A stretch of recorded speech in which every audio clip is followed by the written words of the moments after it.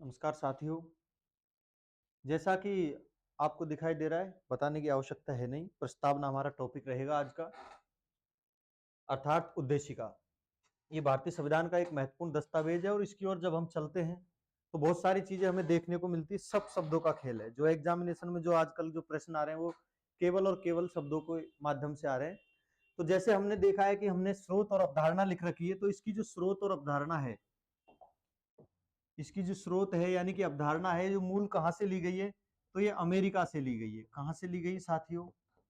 America से ली गई है। उसके बाद देखें तो इसका विधिक स्वरूप आता है, और इसका जो विधिक स्वरूप है वो अपरिवर्तनीय है। वो क्या है? अपरिवर्तनीय है। अपरिवर्तनीय अर्थात हम कह सकते हैं इसको न्यायालय का संरक्षण प्राप्त नहीं है। इसकी जो भाषा है, भाषा को हम देखें तो भाषा इसकी ऑस्ट्रेलिया के संविधान से ली गई है। कहां से ली गई है? ऑस्ट्रेलिया के संविधान से ली गई है। कह सकते हैं हम ऑस्ट्रेलिया से इसकी भाषा ग्रहण की गई है। स्रोत तो अमेरिका से लिया गया, जबकि भाषा इसकी जो हमारी प्रस्तावना की जो भाषा है, मूल भाषा, वो ऑस्ट्रेलिया के संविधान से ली गई है। इसमें हमने देखा कि न्याय का उल्लेख मिलता है हमें, और 3 प्रकार के न्याय हमें देखने को मिलते हैं। इसमें मिलता है हमें सामाजिक न्याय, इसमें मिलता है हमें आर्थिक न्याय, और इसमें मिलता है हमें राजनीतिक न्याय।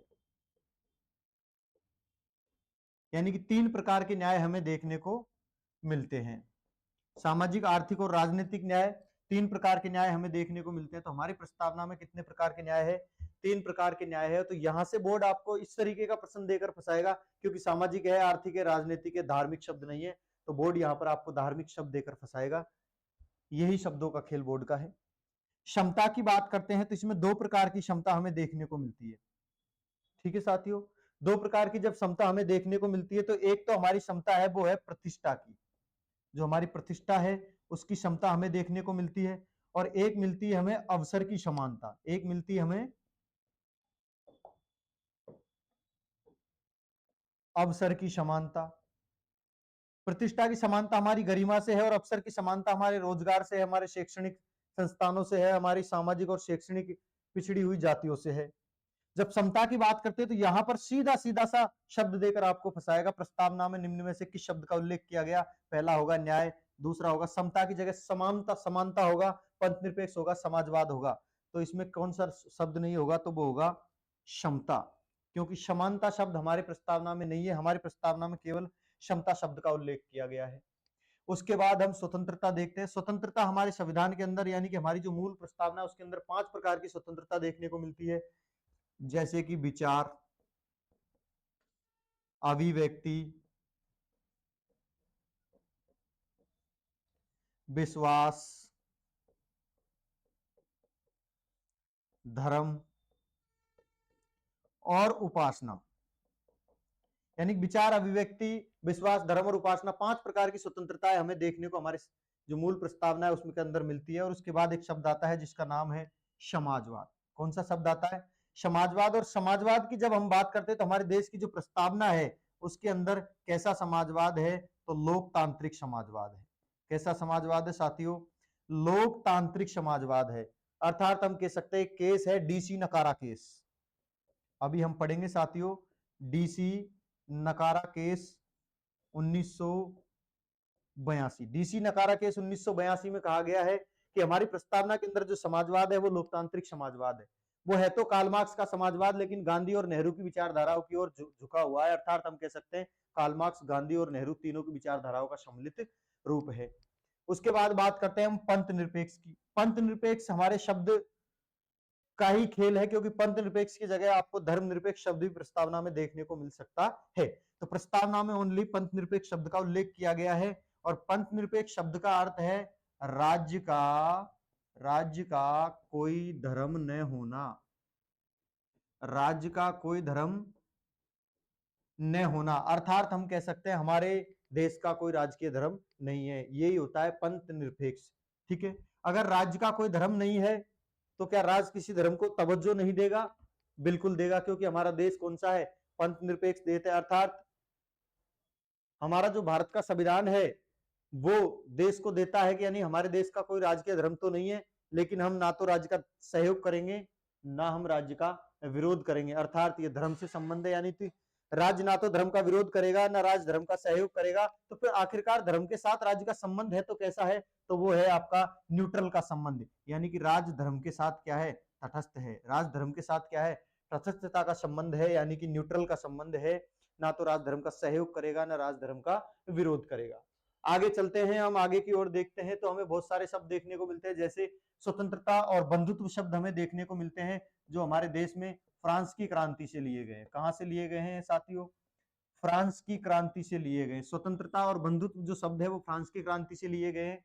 उसके बाद में एक शब्द आता है जिसका नाम है लोकतंत्रात्मक गणराज्य, यानी कि हमारे देश की जो अंतिम शक्ति है, हमारे देश की जो अंतिम शक्ति है वो किसके हाथ में होती है, अंतिम शक्ति जनता के हाथ में होती है। किसके हाथ में होती है अंतिम शक्ति, जनता के हाथ में होती है। अर्थात हमारे देश के अंदर जो लोकतंत्र को अपनाया गया है वो है प्रतिनिधि मूलक लोकतंत्र। प्रतिनिधि मूलक लोकतंत्र को हमारे देश के अंदर अपनाया गया है, ये हमारे संविधान की प्रस्तावना कहती है। अर्थात रिप्रेजेंटेटिव डेमोक्रेसी हम कह सकते हैं। हमारे देश की जनता जिस शासक का चुनाव करती है वो अप्रत्यक्ष रूप से करती है, इसलिए इनको हम इनडायरेक्ट डेमोक्रेसी या रिप्रेजेंटेटिव डेमोक्रेसी, प्रतिनिधि मूलक लोकतंत्र या अप्रत्यक्ष लोकतंत्र के नाम से भी पुकार सकते है। उसके बाद एक शब्द देखने को मिलता है प्रस्तावना में गणराज्य, और गणराज्य शब्द का मतलब होता है हमारे देश का जो राष्ट्राध्यक्ष है, हमारे देश का जो राष्ट्राध्यक्ष है वो वंशानुगत न होकर के, वो वंशानुगत न होकर के क्या होगा, निर्वाचित होगा। वो वंशानुगत न होकर के क्या होगा, निर्वाचित होगा। इसे ही हम देश का गणराज्य बोलते हैं, यानी कि इसको हम गणतंत्र बोल सकते हैं। उदारवादियों का 1847 की क्रांति का अर्थ था राजतंत्र की समाप्ति और गणतंत्र की स्थापना, और ये हमारा देश आज गणतंत्र है, गणराज्य, जिसका मतलब होता है राष्ट्राध्यक्ष वंशानुगत ने होकर के निर्वाचित होगा, यानी वोट का अधिकार हमारे देश में दिया गया है। संप्रभुता की शक्ति की यदि हम बात करें तो अपने निर्णय हम स्वयं लेते हैं, अपने निर्णय हम स्वयं लेते हैं, यानी कि किसी देश का हमारे ऊपर कोई दबाव नहीं है, हम स्वतंत्र है। हम अपने निर्णय को बाहरी या आंतरिक या देश के बाहर का कोई भी निर्णय हो, हम उसको लेने में स्वतंत्र है। ये हमारी देश की प्रस्तावना हमें सिखलाती है। आगे चलते हैं साथियों, संविधान में प्रस्ताव कब पेश हुआ, यानी कि जब हम उद्देश्य प्रस्ताव की बात करते हैं। हमारी जो प्रस्तावना थी पहले क्या थी, उद्देश्य प्रस्ताव थी, और उद्देश्य प्रस्ताव को ही वर्तमान में प्रस्तावना के नाम से पुकारा जाता है। तो पहला ही प्रश्न है हमारे, पहला ही स्लाइड में दिया हुआ है कि हमारी प्रस्तावना संविधान सभा में कब पेश हुई, तो हमने देखा 13 दिसंबर 1946 को संविधान सभा के अंतर्गत पंडित जवाहरलाल नेहरू के द्वारा, यानी जेएल नेहरू के द्वारा उद्देश्य प्रस्ताव पेश किया गया, जो आगे जाकर हमारे देश की प्रस्तावना, देश के संविधान की क्या बना, प्रस्तावना बना। साथियों आगे चलते हैं, हमारे देश की संविधान सभा है उसने स्वीकार कब किया इसे, तो इसे स्वीकार किया गया 22 जनवरी को। कब किया गया, 22 जनवरी 1947 को इसको भारत की संविधान सभा ने स्वीकार किया, अर्थात उद्देशिका को स्वीकार कर लिया, और 22 जनवरी को ये हमारे देश के संविधान की क्या बन गई, प्रस्तावना बन गई। तो 13 दिसंबर 1946 को संविधान सभा की वैसे तो तीसरी बैठक मानी जाती है, 9, 11 और 13 दिसंबर को तीसरी बैठक संविधान सभा की मानी जाती है। लेकिन अभी एमपीपीसीएस 2023 में प्रश्न आया, जिसमें संविधान सभा में जो प्रस्ताव है वो संविधान सभा की कौन सी बैठक में पेश हुआ, उसमें इस बैठक को एमपीपीसीएस ने 5वीं बैठक माना है। संविधान सभा की कौन सी बैठक माना है, 5वीं बैठक माना है। साथियों एमपीपीसीएस स्टेट लेवल की बहुत बड़ी एग्जाम होती है, जैसे हमारे राजस्थान में आरएस की एग्जाम होती है, वैसे ही एमपी में पीसीएस की जो एग्जाम होती है उसमें एमपीपीसीएस 2023 में इसको 5वीं बैठक माना है, जिसको हम तीसरी बैठक के रूप में पढ़ते हैं। उसके बाद है प्रस्तावना में अब तक कितने संविधान संशोधन हो चुके हैं, तो प्रस्तावना में अभी तक एकमात्र संविधान संशोधन हुआ है, और वो है आपका 42वां संविधान संशोधन। 42वां संविधान संशोधन 1976, जिसके तहत समाजवाद, पंथनिरपेक्ष और अखंडता 3 शब्द जोड़े गए। उसके बाद बात करते हैं हम प्रस्ताव किसने पेश किया, तो हमने शुरुआत में बता दिया था जेएल नेहरू के द्वारा, यानी कि पंडित जवाहरलाल नेहरू के द्वारा उद्देश्य प्रस्ताव को संविधान सभा की तीसरी बैठक यानी एमपीपीसीएस के अनुसार से 5वीं बैठक में पेश किया गया, और ये 22 जनवरी 1947 को जाकर संविधान की क्या बना, प्रस्तावना बना। उसके बाद आगे चलते हैं, प्रस्तावना के संबंध में महत्वपूर्ण मामले हमने देखे हैं, और कुछ मामलों को हम पढ़ने जा रहे हैं, जिनमें से एक मामला है हमारा बेरुवाड़ी केस। बेरुवाड़ी केस कहता है preamble is not part of the constitution, यानी कि हमारे देश की जो प्रस्तावना है वो संविधान का क्या नहीं है, भाग नहीं है। ऐसा कौन कहता है, बेरुवाड़ी केस 1960 में भारत का जो न्यायपालिका है वो कहता है। न्यायपालिका ने कहा कि बेरुवारी केस के अंतर्गत फैसला सुनाया कि हमारी जो प्रस्तावना है वो संविधान का भाग नहीं है, preamble is not part of the constitution. लेकिन उसके बाद तुरंत 1973 में एक मामला आया, 1973 में, और वो था केशवानंद भारती बनाम केरल राज्य मामला, और उसमें संविधान की व्याख्या करते हुए न्यायालय ने पुनः अपना फैसला बदला और इसमें कहा कि हमारी जो प्रस्तावना है वो संविधान का क्या है, भाग है। यानी कि बेरुवारी केस के फैसले को बदलते हुए उसी न्यायालय ने कहा, जिसमें 13 जजों की बेंच, जो आज तक नहीं बैठी, 13 जजों की बेंच ने सबसे बड़ा फैसला लिया और संविधान का भाग बताया न्यायपालिका को और कहा कि अब हम इसमें संशोधन कर सकते हैं। लेकिन इसका जो मूल ढांचा है, इसका जो बेसिक स्ट्रक्चर है, उसमें किसी प्रकार का कोई परिवर्तन नहीं होना चाहिए। अर्थात हम कह सकते हैं केशवानंद भारती बनाम केरल राज्य मामले के बाद हम संविधान की प्रस्तावना में संशोधन भी कर सकते हैं और ये संविधान की प्रस्तावना संविधान का एक महत्वपूर्ण भाग भी है। डीसी नकारा केस, डीसी नकारा केस वैसे तो केशवानंद भारती बनाम केरल राज्य मामले का समर्थन करता है। LIC ऑफ इंडिया मामला 1995 भी इसका समर्थन करता है। किसका समर्थन करता है? केशवानंद भारती बनाम केरल राज्य मामले का ये भी समर्थन करता है, ये भी समर्थन करता है। लेकिन समर्थन के बाद भी इसने एक अवधारणा दी। हमारी प्रस्तावना में एक शब्द उल्लेखित है जिसका नाम है समाजवाद, जिसका नाम है समाजवाद। और समाजवाद की व्याख्या करते हुए डीसी नकारा केस में कहा गया कि हमारी प्रस्तावना के अंदर जो समाजवाद है वो लोकतांत्रिक समाजवाद है, जो है तो गांधी, नेहरू और कार्ल मार्क्स की विचारधारा का सम्मिलित रूप, लेकिन मूल रूप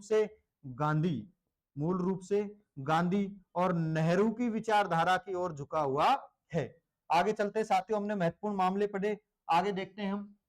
प्रस्तावना में संविधान संशोधन, यानी कि ये कहता है आर्टिकल 368 की प्रक्रिया से जो संविधान संशोधन संविधान में होगा वो ही टेक्निकल रूप से माना जाएगा। लेकिन यदि कोई साधारण बहुमत से यदि प्रस्तावना में संशोधन होता है तो वो टेक्निकली रूप से अनुच्छेद 368 की प्रक्रिया के तहत नहीं आएगा। ये समाजवाद शब्द आपका आ गया जो डीसी नकारा केस में उल्लेखित है। यानी कि जो डीसी नकारा केस है आपका 1982, और डीसी नकारा केस में कहा गया है कि हमारा जो समाजवाद है वो लोकतांत्रिक समाजवाद है, जो गांधी और नेहरू की विचारधाराओं की ओर झुका हुआ है तो कार्ल मार्क्स का। अखंडता शब्द हमें देखने को मिलता है हमारी प्रस्तावना में। जो अखंडता शब्द है इसकी अवमानना में कोई बोल नहीं सकता, और एक महत्वपूर्ण शब्द है अखंडता शब्द। वैसे तो मूल संविधान में नहीं था, क्योंकि हम 42वां संविधान संशोधन पढ़ रहे हैं, और मूल संविधान में नहीं था। तो ये कब जोड़ा गया? तो ये जोड़ा गया 42वें संविधान संशोधन 1976, यानी कि संविधान संशोधन के तहत अखंडता शब्द प्रस्तावना में जोड़ा गया, मूल प्रस्तावना में नहीं था। पंथ निरपेक्ष शब्द भी हमारी मूल प्रस्तावना में नहीं था, इसको भी 42वें संविधान संशोधन के तहत जोड़ा गया। और जो आपका समाजवाद शब्द है ये मूल प्रस्तावना में नहीं था, इसको भी 42वें संविधान संशोधन 1976 के तहत जोड़ा गया। आगे चलते हैं। महत्वपूर्ण कथन जो हमारी जो संविधान की जो प्रस्तावना है उसके संबंध में जो महत्वपूर्ण कथन दिए जाते हैं उनमें महत्वपूर्ण कथन है, सबसे पहले हम डॉक्टर बी आर अम्बेडकर को लेते हैं जो संविधान के शिल्पकार है। डॉक्टर बी आर अम्बेडकर ने महत्वपूर्ण कथन दिया कि जो प्रस्तावना है वो संविधान का पवित्र दस्तावेज है, वो संविधान का क्या है? पवित्र दस्तावेज है। और डॉक्टर के एम मुंशी ने कहा कि हमारी संविधान की जो प्रस्तावना है वो संविधान की जन्म कुंडली है। उसी आकार में जो हमारे अर्नेस्ट बाकर महोदय है उन्होंने कहा कि ये संविधान की केवल कुंजी है, संविधान की क्या है? कुंजी है। ठाकुरदास भार्गव ने कहा कि ये संविधान की आत्मा है, ये संविधान की क्या है? आत्मा है। और आगे जाकर अल्लादी कृष्णा स्वामी अय्यर ने कहा कि ये हमारे संविधान की जो प्रस्तावना है वो संविधान के दीर्घकालीन सपनों का विचार है। एन.ए. पालकी वाला जो वरिष्ठ एडवोकेट यानी अधिवक्ता है, उन्होंने कहा कि संविधान का परिचय पत्र है, यानी कि संविधान का परिचय देता है। और आप यकीन करो जब भी न्यायालय को संविधान की व्याख्या करनी होती है तब वो प्रस्तावना की ओर झांकती है। आगे चलते हैं साथियों, मेरे ख्याल से प्रस्तावना के लिए अंतिम है, जब न्यायालय संविधान की व्याख्या करता है तो प्रस्तावना की ओर देखती है। ये बिल्कुल सत्य है क्योंकि हमारी प्रस्तावना संविधान का मूल ढांचा बताया गया जिसका जो बेसिक स्ट्रक्चर उसमें कोई किसी प्रकार का कोई संशोधन नहीं हो सकता। मूल भावनाओं के अलावा संशोधन किया जा सकता है, जैसा 42वां संविधान संशोधन हुआ भी है। तो इसलिए जब भी संविधान को न्यायालय को संविधान की व्याख्या करनी हो तब वो हमारे संविधान की प्रस्तावना की ओर झांकता है, क्योंकि हमारी प्रस्तावना से संविधान सभा के जो सदस्य थे उनके मन की बात को जानने की इच्छा जागृत होती है, उनके मन की बात को जाना जा सकता है। संविधान सभा के सदस्यों की मन को बात को जानने के लिए संविधान सभा या हमारा जो न्यायालय है वो हमेशा प्रस्तावना को उठाकर देखता है। उसके बाद प्रस्तावना में 3 प्रकार के न्याय है, यानी कि एक हमारा सामाजिक न्याय है, हमने आपको पढ़ाया था सामाजिक न्याय है। एक हमारा आर्थिक न्याय है, हमारी प्रस्तावना में सामाजिक, आर्थिक और राजनीतिक तीन प्रकार के न्याय है। यहाँ पे आपको धार्मिक शब्द देकर वो जरूर फंसाएगा, और इन तीन प्रकार के न्यायों का उल्लेख आगे जाकर किसमें किया गया है, तो भारतीय संविधान के अनुच्छेद 68 के में किया गया है। भाग 4 के अंतर्गत अनुच्छेद 38 है, और अनुच्छेद 38 कहता है कि सामाजिक, आर्थिक और राजनीतिक न्याय स्थापित किया जाना चाहिए, जो राज्य के नीति निर्देशक तत्वों के तहत आपके दिए गए हैं। महत्वपूर्ण है, संसदीय आरबीएम यानी राज्य विधानमंडल, संसद और आरबीएम द्वारा बने कानूनों पर प्रस्तावना का क्या प्रभाव पड़ता है। कहना चाह रहा है कि जो संसद और राज्य विधानमंडल के द्वारा जो कानून बनाए जाते हैं, क्या प्रस्तावना उसे ओवरराइड कर सकती है, तो प्रस्तावना उसे ओवरराइड नहीं कर सकती। अर्थात संसद और राज्य विधानमंडल के द्वारा बनाए गए कानूनों पर प्रस्तावना का किसी प्रकार का कोई फर्क नहीं पड़ता, यानी कि प्रस्तावना इसे ओवरराइड नहीं कर सकती। तो साथियों, हमने प्रस्तावना के बारे में बहुत सारी चीजें देखी। आप इसको लेकर आईएएस प्रीलिम्स तक का एग्जाम दे सकते हो, क्योंकि ये जो महत्वपूर्ण तथ्य है वो आयोग की दुखती हुई नसों पे बाहर करके उठाए हैं। एक एक प्रश्न, एक एक कॉन्सेप्ट बहुत गहराई से निकाला है साथियों। ये नॉर्मल क्लास नहीं रहेगी आपकी। तो हमने आपको इसकी अवधारणा बताई, विधिक स्वरूप बताया, इसकी भाषा पे चर्चा की, इसके न्याय पे चर्चा की, तीन प्रकार के न्याय, दो प्रकार की समता, पंथ निरपेक्ष समाजवाद, स्वतंत्रता, भाषा, इसकी चर्चा करते हुए जैसे आगे बढ़े। स्वतंत्रता, बंधुत्व का भाईचारा है जो फ्रांस की क्रांति से लिया गया। लोकतंत्रात्मक गणराज्य पढ़ा हमने, उसके बाद संप्रभुता की शक्ति पढ़ी हमने, गणराज्य पढ़ा, केवल गणराज्य पढ़ा हमने, और उसके बाद हमें देखने को मिला संविधान सभा में जो उद्देश्य प्रस्ताव है कब पेश हुआ, कब स्वीकार हुआ, किसने पेश किया, और ये आगे जाकर संविधान की प्रस्तावना बना। अब तक संविधान में केवल एक संविधान संशोधन हुआ है, और प्रस्तावना के संबंधित महत्वपूर्ण मामले बेरुवारी केस 1960, केस भारतीय बनाम केरल राज्य मामला 1973, डीसी नकारा केस 1982 और एलआईसी ऑफ इंडिया मामला 1995। ये महत्वपूर्ण केस है जो हमारी प्रस्तावना के संबंध में है।